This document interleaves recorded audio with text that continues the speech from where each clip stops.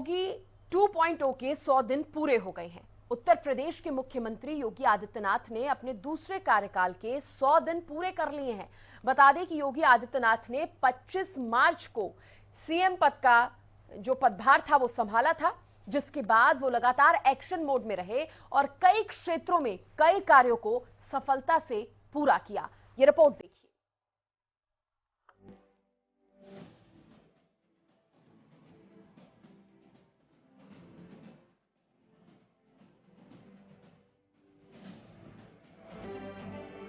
दो 273 सीटों के बहुमत के बाद 25 मार्च को मुख्यमंत्री योगी आदित्यनाथ ने दूसरी बार मुख्यमंत्री पद की शपथ ली, जिसके बाद वो लगातार एक्शन मोड में रहे।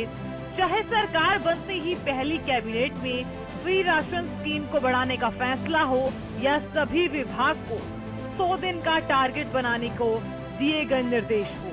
ऐसा भी कहा जाता है कि योगी सरकार ने पद संभालते ही न सिर्फ अधिकारियों के बल्कि मंत्रियों के भी पसीने छुड़वा दिए। प्रदेश में हर घटना पर योगी सरकार ने तुरंत एक्शन लिया। हाल ही में हुआ कानपुर दंगा इसका एक उदाहरण है, जिस पर तुरंत संज्ञान लेते हुए सीएम योगी आदित्यनाथ ने उपद्रवियों के खिलाफ कार्रवाई की। अपने कार्यकाल के 100 दिन पूरे होने पर मीडिया से मुखातिब हुए, अपने 100 दिन के कार्यकाल का लेखा जोखा पेश किया। साथ ही उन्होंने एक बुकलेट भी जारी किया, जिसमें उनके कार्यकाल के 100 दिनों के किए गए कार्यों को दिखाया गया। वहीं उन्होंने कांग्रेस पर भी तंज कसा। आइए आप भी सुनिए सीएम योगी ने अपनी कॉन्फ्रेंस में क्या कुछ कहा। चुनाव के बाद उत्तर प्रदेश विधान परिषद के स्थानीय प्राधिकारी के 36 सीटों पर चुनाव संपन्न हुए। इन 36 में से 33 सीट भारतीय जनता पार्टी ने और 3 सीटें निर्दलीयों ने जीते। समाजवादी पार्टी, बहुजन समाजवादी पार्टी और कांग्रेस 0 पर रही। यही नहीं, विधान परिषद गठन के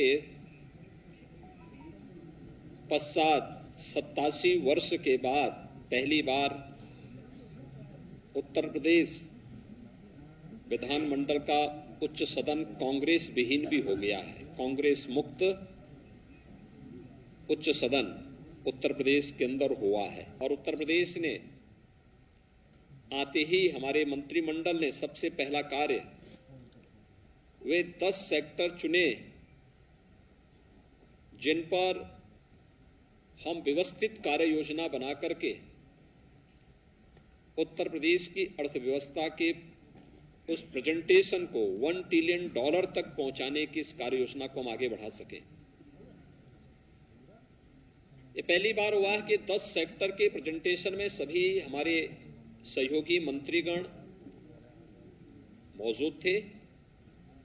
उनके मार्गदर्शन में उनके विभागों ने उसका प्रेजेंटेशन स्वयं बनाया, उसका अध्ययन किया, फिर उसका मंत्रिमंडल के सामने प्रस्तुतिकरण हुआ, उस पर चर्चा हुई और फिर उसकी ठोस कार्य योजना बना करके हर एक सेक्टर के लिए एक सीनियर अधिकारी को जिम्मेदारी देकर के उस सेक्टर की उन संभावनाओं को जो उत्तर प्रदेश को आगामी 5 वर्ष के अंदर $1 ट्रिलियन की इकोनॉमी के समकक्ष पहुंचाने में योगदान दे सकेगा, वह कार्यक्रम भी हम लोगों ने सफलतापूर्वक प्रदेश के अंदर आगे बढ़ाया। मुझे प्रसन्नता है कि सरकार जनता के द्वार इस कार्यक्रम को मेरे सहयोगी मंत्रिमंडल के मेरे सभी सहयोगी मंत्रियों ने 18 समूहों के साथ जोड़ करके अलग अलग समूह, मंत्री समूह को 18 मंत्री समूह ने 18 कमिश्नरी को केंद्र में रख करके 72 घंटे के लिए एक कमिश्नरी में कैंप किया। जनपद स्तर पर गए, गांव में गए, नगर में गए, अलग अलग संगठनों, संस्थाओं के साथ बैठकें भी संपन्न की। जनता चौपाल के कार्यक्रम भी आयोजित किए, विकास कार्यों के भौतिक सर्वेक्षण भी किए और उन कार्यक्रमों को आगे बढ़ाने का कार्य किया जो जनता के मन में एक नया विश्वास पैदा कर सके। मंत्री समूह ने अब तक हर मंत्री समूह 2-2 कमिश्नरी कवर कर चुके हैं और सफलतापूर्वक इन कार्यक्रमों को एक नई गति उनके मार्गदर्शन में न केवल अपने विभाग के कार्यों को बल्कि जमीनी धरातल पर जाकर के देख करके शासन की सभी प्रकार की योजनाओं को प्रभावी ढंग से क्रियान्वयन का कार्यक्रम भी आज प्रदेश के अंदर सफलतापूर्वक आगे बढ़ने का कार्य हो रहा है। योगी सरकार ने प्रदेश के विकास के लिए कई बड़े फैसले लिए हैं। साथ ही योगी सरकार निरंतर कोई न कोई योजना लेकर आती रहती है जिससे यूपी की जनता का भला हो सके। आइए जानते हैं योगी सरकार के 100 दिन के लक्ष्य और उपलब्धियों के बारे में। शांति और सुरक्षा के लिए प्रतिबद्ध, अपराधियों के खिलाफ जीरो टॉलरेंस की नीति, प्रदेश स्तर पर 62 माफियाओं के खिलाफ कार्रवाई, माफियाओं की 844 करोड़ रुपए की संपत्तियां जब्त, 68,000 से ज्यादा अतिक्रमण स्थलों का मुक्तिकरण। प्रदेश में योगी सरकार ने सुरक्षा और शांति को अहम मुद्दा रखा। साथ ही उन्होंने प्रदेश की अर्थव्यवस्था को बढ़ाने के लिए भी कई काम किए हैं। सीएम योगी ने कहा है कि प्रदेश की अर्थव्यवस्था पहले के मुकाबले दोगुनी हुई है। साथ ही उन्होंने दावा किया कि बेरोजगारी दर में गिरावट आई है। प्रदेश के हजारों युवाओं को रोजगार मिला है। दोगुनी हुई है अर्थव्यवस्था। 3 लाख करोड़ से 6 लाख करोड़ का हुआ बजट। बेरोजगारी दर घटकर हुई 2.9%। 10,000 लोगों को मिला रोजगार। कोरोना काल के कहर को ध्यान में रखते हुए योगी सरकार ने प्रदेश में मेडिकल और हेल्थ सेक्टर को भी मजबूती देने का काम किया ताकि आने वाले समय में प्रदेश हर आपदा के लिए तैयार रहे। प्रदेश के लोगों को बेहतर मेडिकल सुविधाएं मिल सके। आइए एक नजर डालते हैं योगी सरकार के 100 दिनों में मेडिकल के क्षेत्र के हुए कार्यों की तरफ। बेहतर हुई मेडिकल सुविधाएं, डॉक्टरों और नर्सों के नए पदों पर भर्ती, पेंशनधारियों को कैशलेस मेडिकल की सुविधा, 800 नई एम्बुलेंस शुरू करने की योजना, आंगनवाड़ी कर्मचारियों को आयुष्मान भारत योजना का लाभ।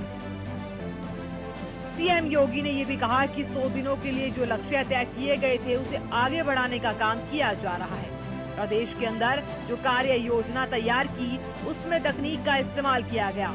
इसके साथ यूपी के सीएम योगी आदित्यनाथ ने पीएम मोदी के डिजिटल इंडिया के सपने को साकार करने की दिशा में काम करते हुए राज्य में ई-विधान शुरू किया।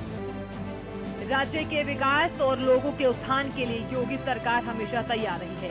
योगी सरकार द्वारा लिया गया हर फैसला लोगों के हित में ही रहा है। यूपी में अपने फैसलों के दम पर योगी ने दिखाया कि उनका कोई विकल्प यूपी में नहीं है। कानून व्यवस्था को बनाए रखने के लिए कई फैसले लेने में वो कभी संदेह नहीं करते। प्रदेश में दंगाइयों से लेकर अपराधियों पर योगी सरकार ने बिना किसी हिचक के कार्रवाई की। योगी सरकार ने आगे भी इसी तरह कानून व्यवस्था, रोजगार, स्वास्थ्य और प्रदेश के विकास को बरकरार रखने के लिए रणनीति तैयार कर रखी है।